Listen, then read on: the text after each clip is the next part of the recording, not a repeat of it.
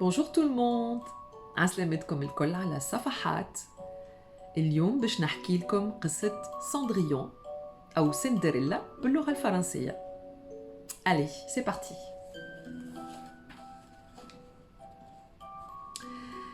Il était une fois un brave homme qui vivait dans un pays lointain. Il avait une belle maison et une ravissante fille. Il lui donnait tout ce qu'il pouvait. Alors, pour lui faire plaisir, il épousa une veuve qui avait 2 filles.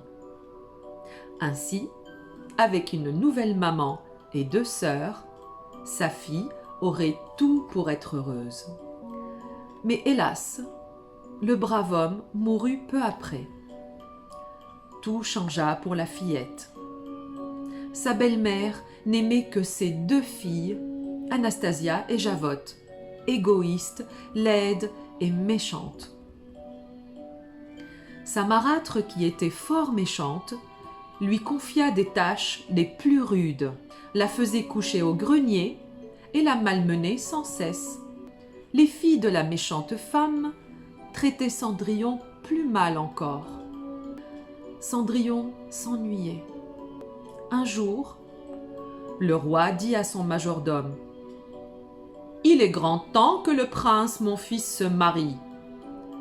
Nous allons organiser un bal aujourd'hui même. » Ce soir-là, alors que la cruelle marâtre et ses filles s'apprêtaient à partir pour le bal, Cendrillon, meurtri et désespéré, s'enfuit dans la cour et se mit à pleurer.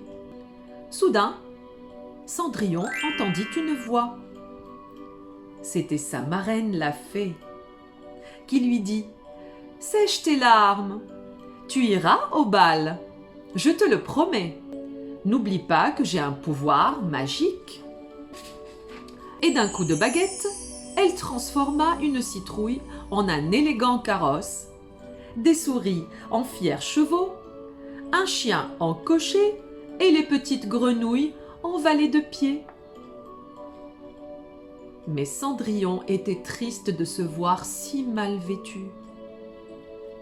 Un autre coup de baguette magique et apparurent de magnifiques pantoufles de verre. Puis la fée changea la vieille robe de Cendrillon en une somptueuse robe de bal. Quand Cendrillon fut prête, la fée lui donna un avertissement.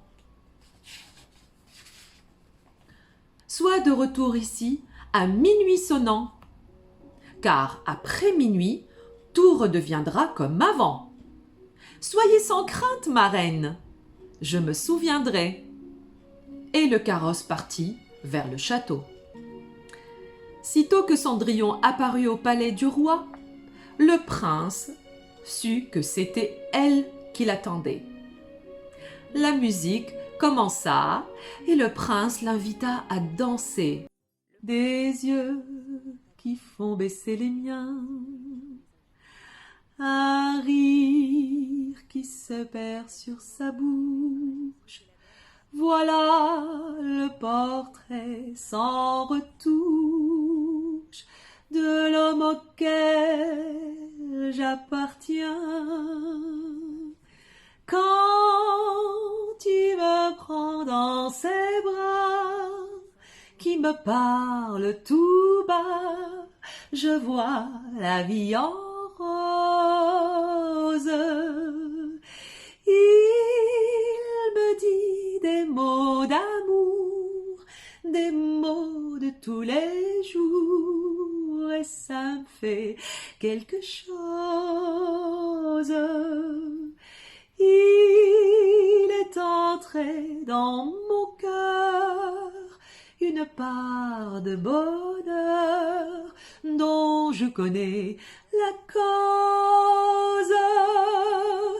C'est lui pour moi, moi pour lui dans la vie. Il me l'a dit, là j'irai pour la vie. Et dès que je l'aperçois, alors je sens en moi moi mon cœur qui bat.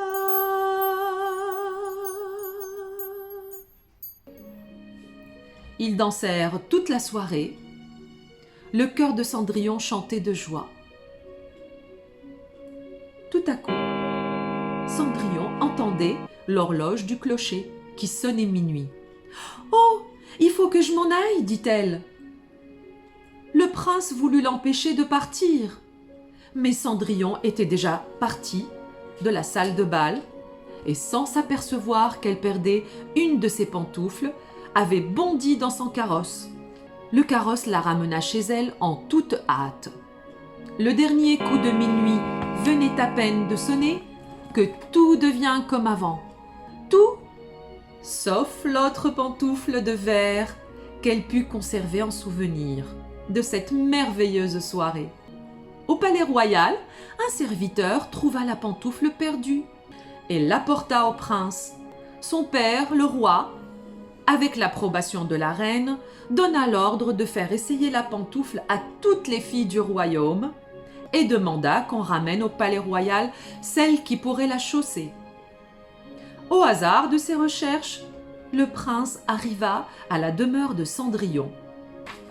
Ses sœurs, Anastasia et Javotte, essayèrent la pantoufle, mais leurs pieds étaient trop grands.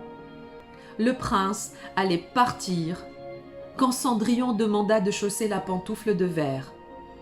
Sa marraine la fait apparue et d'un dernier coup de baguette magique transforma Cendrillon. Le prince, qui en était déjà amoureux, la demanda en mariage. Le roi et la reine étaient très heureux. Cendrillon et le prince vécurent une longue vie de bonheur. Et voilà, c'est terminé.